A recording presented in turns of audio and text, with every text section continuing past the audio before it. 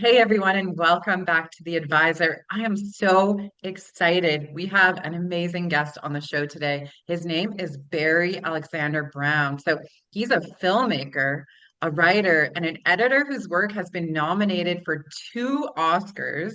You've seen his name on collaborations with Spike Lee in Do the Right Thing, Malcolm X, and Black Klansman, as well as on Mira Nair's acclaiming Salam Bombay, and Monsoon Wedding. So today, though, we're diving into his latest projects, directing the documentaries Fasting and the Longevity Revolution, and the upcoming US release of his debut novel, Wind, which is coming out on September 30th, 2025. So it's already been praised in France. Wind has been called by the Seattle Book Review part origin myth, part ecological fable, and part political allegory, told in a lyrical, hypnotic style that reads like oral storytelling passed down through the generations. Before we welcome him to the stage, I just want to send a thank you to iHeartRadio and Dr. Bradley Nelson for your sponsorship. And to our fans and our audience and our listeners, please do not forget to like and subscribe before you leave today. Barry, it is so good to have you here. Thank you so much for being here. And you got to Look, tell everyone where you are. thanks, Lisa. It's great to be here. I'm in my tent, so that's where I am. This is where I work in my tent here. That's so. That is, can you feel the resonance of the space? That's incredible. So I can see the painting in my eyes right now. Did you actually go to the space where that painting was painted? Well, it's I've been to a place where people tell me this is probably where he painted. Mm. I have been to a place. I'm not completely sure anybody absolutely knows, but the mountain range that's behind the church, and the church is still here, and that steeple is still here. The mountain range, the Alpes, are really right behind our house, and so. Yeah, I mean, you really do feel it, and I mean, when you first see, the paintings by Van Gogh, the cypress trees, and I mean, really, he really captured the essence, the feel of the trees here. They grow a little odd, It's sort of Oh yeah. on angles at times, So yeah, no, you do feel it. So interesting. So you've had such a remarkable career, the Oscar nominations, collaborations with Spike Lee. So what drew you to tell the stories in Fasting and the Longevity Revolution? Well, I mean, I think that really it was meeting Walter Longo. The film Fasting and the Longevity Revolution is based on his work. I mean, he did books like The Longevity Revolution, and which distills uh, a lot of his work around the 5 day fasting mimicking diet, and so much of the film itself is based upon that book, but also based upon on his decades of work. If you go back to the 90s as a doctoral student at UCLA. He did groundbreaking work on the discovery of genes that affected aging. So, I mean, Vulture is a very, very serious, very, very serious guy. I mean, he knows, he certainly convinced me that he is one of the experts in this field. Um, He's greatly, greatly admired and respected. And he wanted to do a film that broke down not only just longevity, but where are we in terms of our health system? Where are we in terms of our health Yeah. in the world, and especially in America? So we go into many, many things long before we get to even fasting. Fasting ends up in the third act of the documentary. I mean, the Mm. beginning is about where are we at, and how do we get here, and what are we dealing with in our society that is really making so many people unhealthy, so many people obese, you know? And he felt very strongly that you have to understand the big picture. Just Mm, don't come in and say, okay, you fast, and this is going to be everything. It's people have got to take a look at their life and their lifestyle, and also they have to become aware of what they're being hit by every day in terms of advertising for foods and drinks that are really not very good for you, you know. And even so we get into a lot of stuff. I mean, we even get into um, sort of the heredity of man, and why fasting works. Because, as we say in the documentary, our ancestors went through periods of feast and famine, yeah. and in fact, that developed something for us, and that the famine itself was part of the cycle and part of how to stay healthy. And we go into why. Yeah, it's so interesting to me that when you simplify things and you go back to those times, those types of behaviors are coming back now and they're being used in this powerful way to bring us back to those roots. So Hmm. I'm interested to ask you this. Why do you think fasting and longevity have become such powerful topics right now? And what surprised you most while making these documentaries? Well, I mean, there certainly was a few things that surprised me. Um, I mean, it changed me. It changed the way we eat. My wife, Fran, and I. It changed what we eat and how we eat. I mean, it changed her a great deal. I mean, she really became an incredible cook of food based upon a lot of what Walter was writing about. And very, very healthy foods. Certainly, my blood work has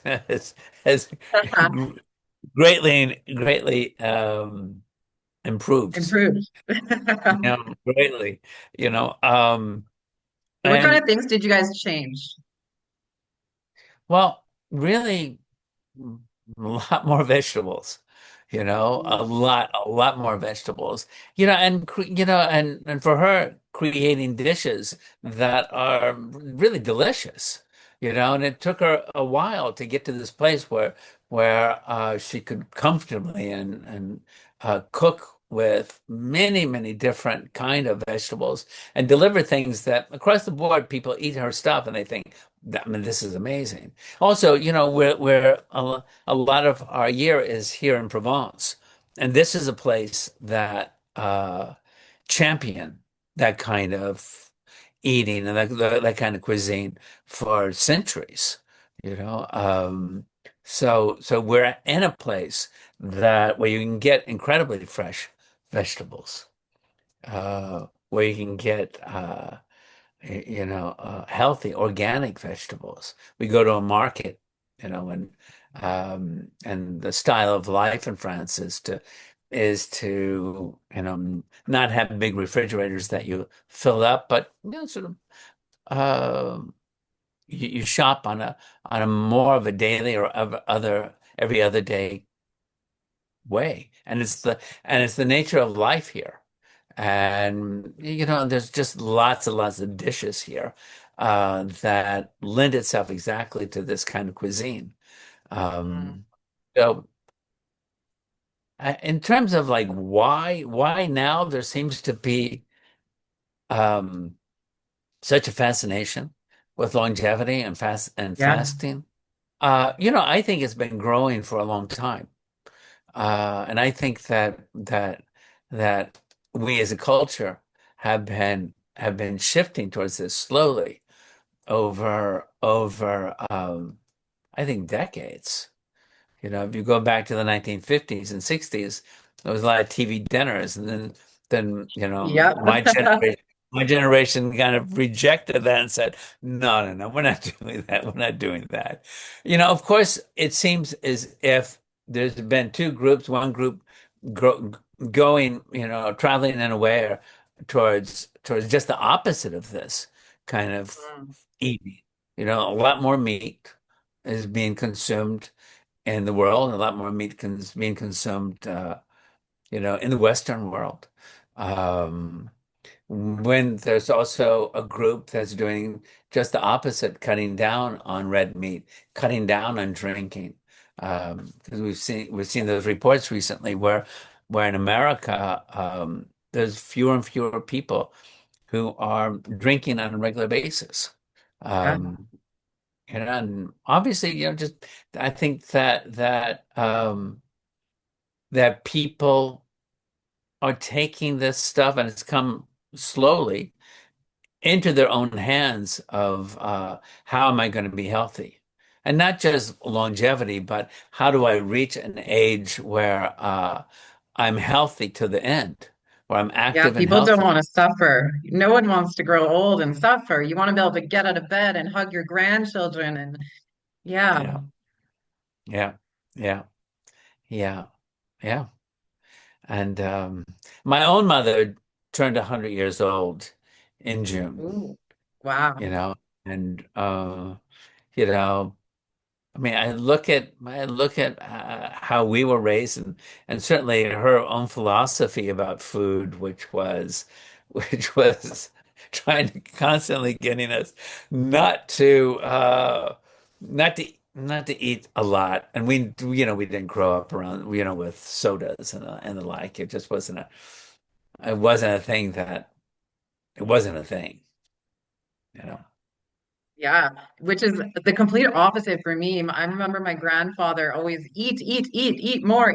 And we'd have these big plates of food and it was like stuffing ourselves full and then we were done. And then dessert. Now there's dessert. And then we're Oh, stuffing yeah, ourselves full of that, yeah, which yeah, which is that's really hard on your system. All the energy it very takes to hard. digest that. Oh my God, no wonder I like passed out on the couch after I ate that food. Just completely overloaded. Yeah. Yeah, well, yeah, for a lot of people, that was a thing, probably still a Yeah. thing. Um, Yeah, absolutely. Are there any myths or misconceptions that you want to clear up before we move on to talk about your writing? I'm so excited to talk about this. Well, I mean, I'm certain that there's tons of myths and misconceptions out there. You know, the one thing that I like about this film and about what Volter's work is it's just based upon so many studies. You know, Okay. um, it's not guesswork, and it's not anecdotal. He can push. He can point you to these places where it says, "No, we've studied this over and over and over and over and over." And some of these studies go back decades. So, you know, um, so for Walter Longo, you know, how he has arrived to this sort of stuff is just really decades of work, you know. Um, and some of the things he says, I think, upset certain people that have assumptions that, oh, no, this is the way to go, and that's all there is to it. You know, Mhm. he'll say something a little bit different. Um, and Yeah, really, the amazing. film, the film in many ways is not a piece unto itself. I mean, it's a gateway to this. You really have to look further into this world and get books like The Longevity Diet and look more into Bartolongo's work to really understand what we're talking about. Documentaries, film itself is limited, it's Yeah. a limited medium, oftentimes people want a lot of answers, but there's some answers you can give, but basically it's opening a door for people. Yes, to experience it and embody it and live it and and transform. and, and look further into it. Yeah. Right. And it's adaptable. It's like whatever works for each human, but it sounds like this is the base. This is where the foundation where you start and then you adapt and you realize what works for you, which is so brilliant. Yeah. Yeah. Yeah. You're right. So you've released your novel Wind in France and it's coming to the US on September 30th, Mhm. 2025. What inspired you to step into fiction at this stage in your career? What were you thinking? Is that what you're saying? What Yeah, were I'm you? literally, what is going on? Tell me about the crisis point here. It's funny. Um, I was always a reader, an avid reader, and novels, even as a filmmaker, novels had a great influence on me, in terms of storytelling. And to some extent, as a filmmaker, I was always a little jealous of novels because they didn't have the same kind of restrictions movies have. I mean, movies, it's you know, there's ways in which you find that you have to tell the story. I mean, everybody finds that for themselves. And but you find also that you're limited in that, in terms of structure, in terms of how long you can take. Um, and we're making films are basically, I mean, they might be unusual films, but they're commercial films, and they cost a lot of money, and they have to reach an audience, and they have to some extent, they have to entertain, no matter what the subject might be. I mean, we did Do the Right Thing. We did Malcolm X. I was the editor of both those films with Spike Lee as the director, and certainly those are social messages. But at the same time, they're telling a story, and they're telling a story within a certain framework, and you have to stay within that framework, and that's all very satisfying. It is, and I'm very proud of those movies, and they've had a very, very, very long life. But, as I said, I've always been an avid reader, and, you know, this book started coming to me. And I would tell the story to my wife and to my friends, and people would say, "Oh, you got to write that. You definitely got to write that." And I, for months and months, I said, "I'm not doing that. I'm not writing. I'm not writing a book." What was it? No. What was with the resistance about, do you think? Oh, I just thought, I'm not a novelist. I can't, Oh, I okay. shouldn't be getting into this. I'm a filmmaker. I have a career. That this is good. This is good. This is what I want, And then finally, I wrote 4 pages, and um, I gave it to my wife, and I gave it to actually a novelist I knew, and a successful novelist, and I said, listen, you can just tell me stop. My ego's not involved. And it might be a kindness to tell me stop. Right. And one of them said, if you stop, I'll kill you. And so I thought, oh, Ooh. Oh, I okay, love I that. I have to do it. And then when I gave myself permission to do it, I just found I love the process. I just love the process, and it wasn't this thing where it I that I discovered I didn't hate the blank page. I discovered I love the blank page. Mm. It challenges you.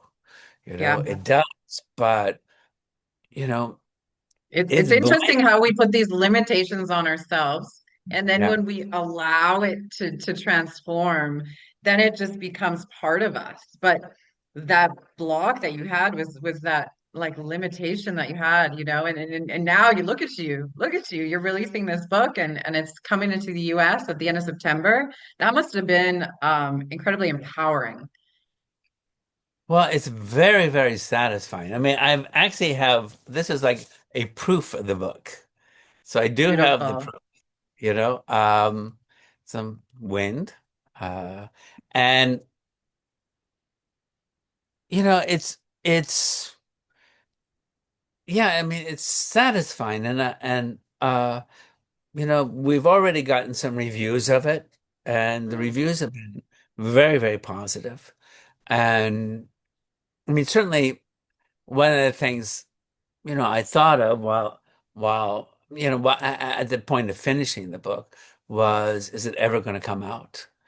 And will anybody like it? Will anybody like it? You know, Oh, and and you know, and I wasn't afraid of that. It was simply, you know, I thought, don't get impressed with yourself that you've written a novel, you know. I was still like a babe in the woods. You mm. write it, I mean, I'm happy with the book. I'm very happy with it. And happy with myself that I did it. But I think it's a great read, Tell which us is about it.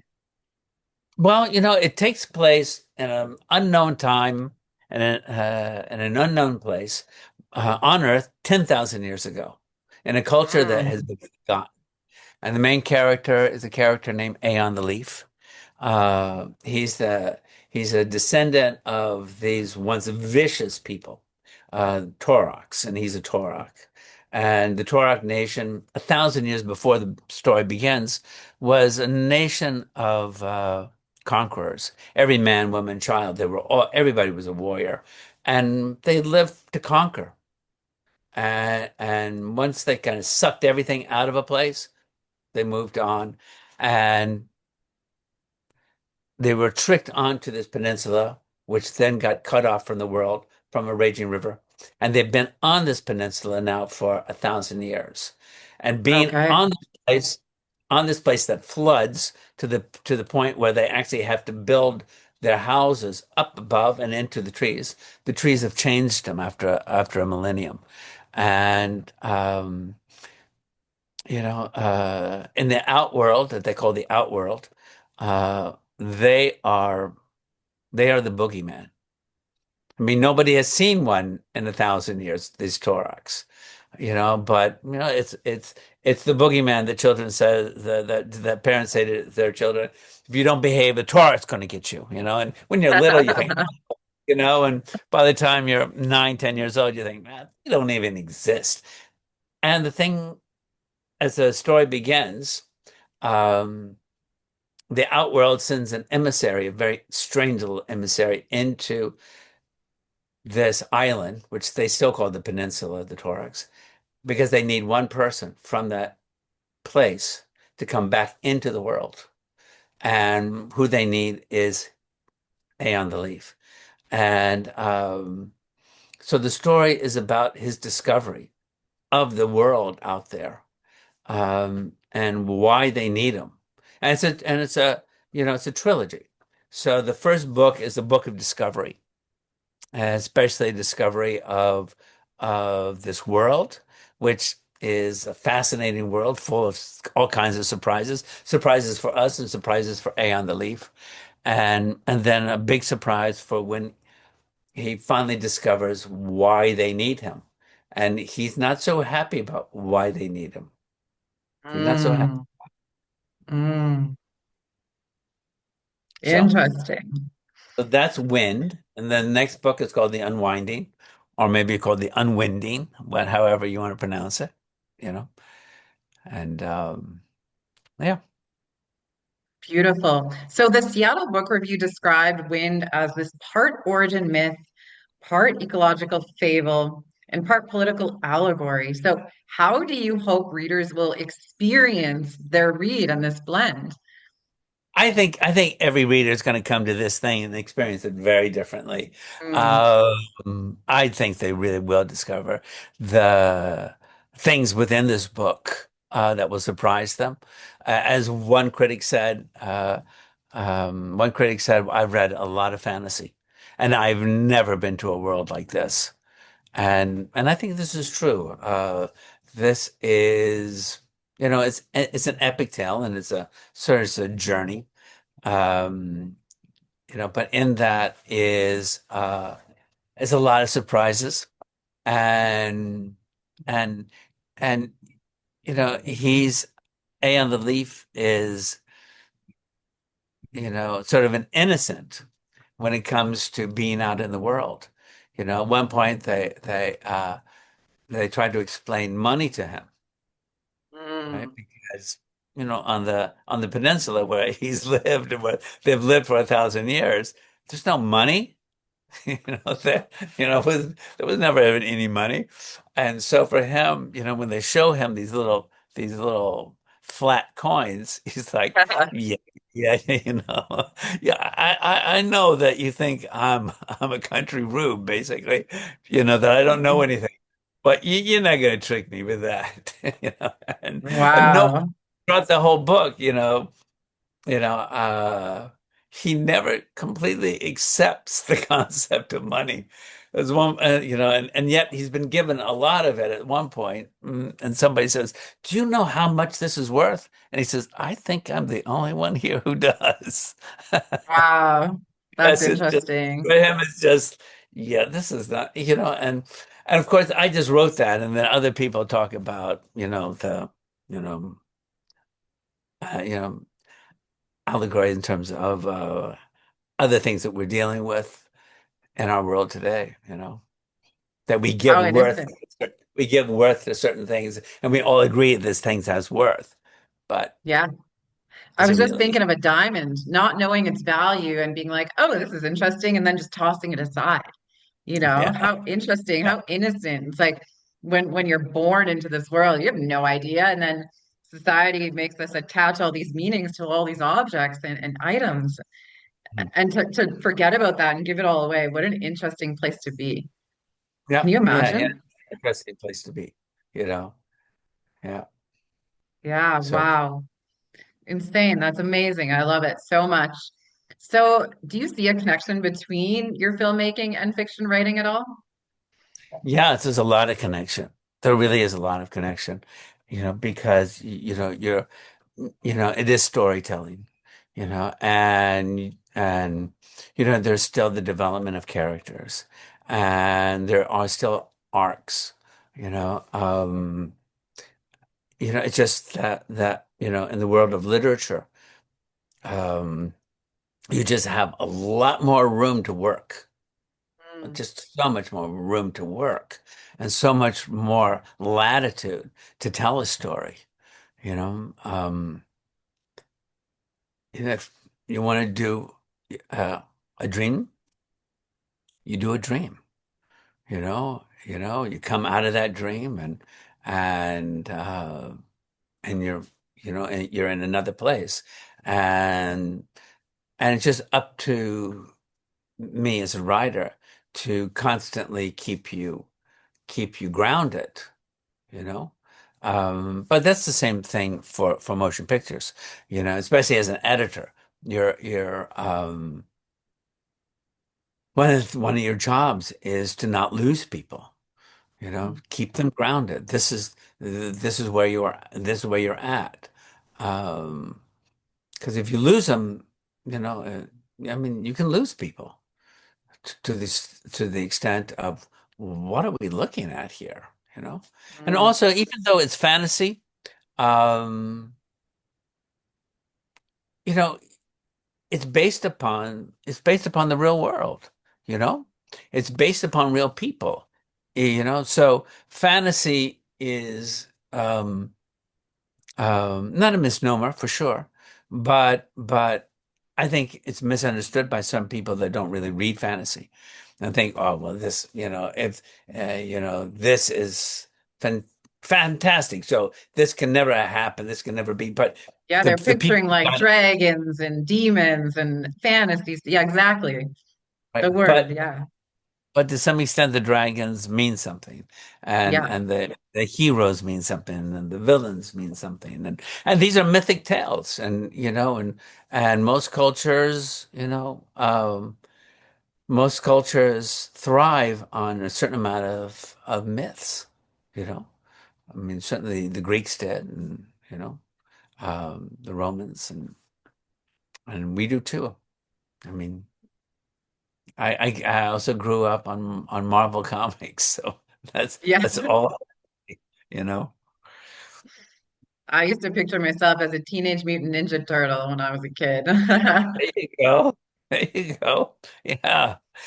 Which is a great thing, you It is know? when I do some of my work, I actually picture myself with a baton like Donatello had, and it like brings me back to that moment of pretending to be Donatello and doing all the work, the ninja stuff. It's so interesting that my mind goes back to that place as a child. Yeah, because they were real. Yeah, And they're great characters. And they're totally. not I mean, yes, they are Ninja Turtles, but on another level, they are real, Yeah, and they get into us because we we relate to them because they're real. yeah, yeah. Oh my gosh, amazing. So what's next for you? Well, you know, I mean, there's more writing for me. In terms of filmmaking, I'm going to be co-directing a film about a great jazz pianist and composer Ahmad Jamal. Um, a lot of that footage has been shot by a very close friend of mine, Mevlut Akaye, and Mevlut traveled with Ahmad for I don't know, over 15 years shooting. And so Ahmad passed away this year. And, we're going to be doing that. In terms of other feature work, I'm not really sure. I mean, there is films there for me to direct, you know. So we are trying to pull those together. I know Spike has work that he would like me to do with him. So it's a little bit of an open book for me, but That's exciting. but at the same time, as soon as I say everything's kind of open, I don't know exactly what's happening. It closes and I know what I'm doing. This is it. This is it for the next year or whatever, you know. And also, today we had Highest to Lowest open on streaming on Apple Television. Spike directed it, and I edited it along with Allison Johnson, and with Denzel Washington and Jeffrey Mm. Wright and A$AP Rocky, and the film's terrific. It really is terrific. You know, um, so. There's always something happening, and I don't know. I don't always know what it's going to be, you know. But I know That's we're beautiful. doing the we are doing the doc on Ahmad Jamal. Okay. Amazing stuff. That's so exciting. I guess the question I have for you, in the midst of all this work that you're doing, what is the one thing that Barry enjoys the most? Put this all aside. What is your favorite thing to do for yourself? I I hate to say what I'm about to say, but No, say it. no, I really like working. I really Okay. like I really like the work I do. I love writing, and I don't ever get quite enough time to be able to write. So I look forward to the days where I have real time. But I love making movies, and I'm an incredibly lucky, very very blessed person that I have a career. It's a career I wanted since I was a teenager, and you know, Mm. and and you know, the heavens smiled upon me, and I have one. And so I love getting into every project is just a joy. It's really not. It's really not. Oh.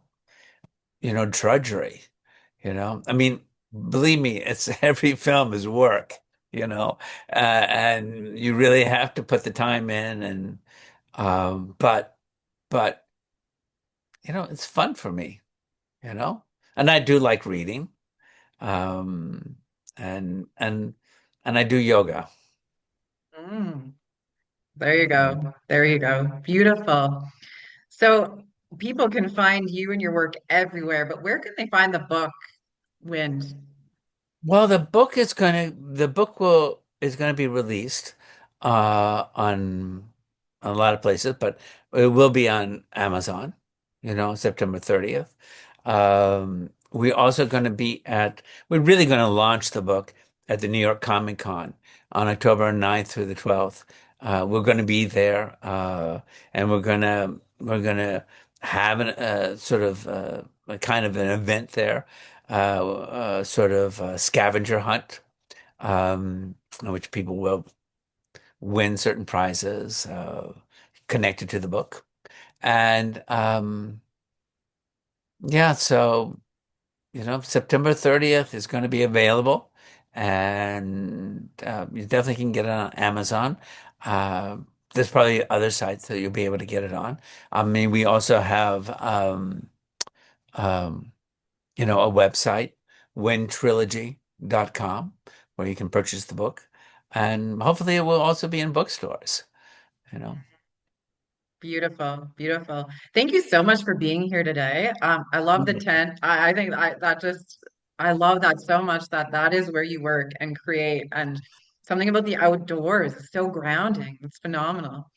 Well, it's we have this kind of sprawling house, but there's no spot in it for me. And Uh-huh. we had this back so the space in the back of the house, and Mm, where like you can kind of see what it is. It's the back door, yeah. and and I thought, I'm gonna claim that space. And uh I've spent I spent a lot of time also in Africa on a couple of films, on the Queen of Katwe with Mira Nair, and also doing a movie called The Giver. And um I mean, I've months and months there, and I like going to the game parks, and I always like staying in the safari tents. And this is basically a safari tent, That's what it you know? reminded me of. Yeah, as soon as I It saw it, is, I it thought you were is on an African safari. like Very that. cool. Yeah, and I thought, okay, I like it so much that I'm gonna get one, and you had to ship it from America, and Yeah. you know, because I mean these so as far as I've found, I mean I might be wrong about this, but it seems that the best of these tents come from the US, you know. Mm. I mean, there's some great tents made elsewhere, but they aren't this classic style, and I wanted the classic style, Is that where and I some of love your book was written? some of it was, yeah, especially the Mm. second book, The Unwinding, has been written here, but I've edited here. I mean, here is let me see if I can show this to you. I mean, this is my setup, you know, Mm. for editing. You know, it's also my setup that I can, I can,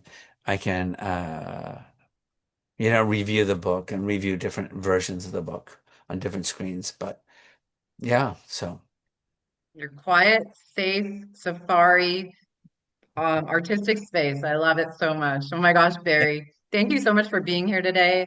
It was so much fun talking to you. Do you have any last minute thoughts that you'd like to leave the audience with today? um, wow, I wish I had something that's like that. One of the things that I like about all of this work, and I didn't know that I liked it, is doing exactly this sort of thing. Mm. Uh, this kind of it's an extension to the work, whether you're writing a novel or whether you're making a movie. It's a thing that I discovered that I also liked. I'd like to be able to talk about it, and you know It's, life is surprising. It's constant. As long as you're out there doing stuff, all kinds of other things will come along. And I mean, I love doing this stuff. I've really liked this interview. I've really liked being on your show. Mm. Well, I feel like I'm sitting across an old friend that I know have known my old life, my whole I, life, and we just had a I feel brilliant the same. conversation. So I Thank really you. appreciate it. Really I appreciate it. appreciate it too. Thank you. Thank you. And to our audience, thank you for tuning in. And like I said, do not forget to like and subscribe. And we're going to make sure that we have all of the links, Barry's website, a link to his book in the show notes. So don't forget to check that out. Until next time, take care, everyone.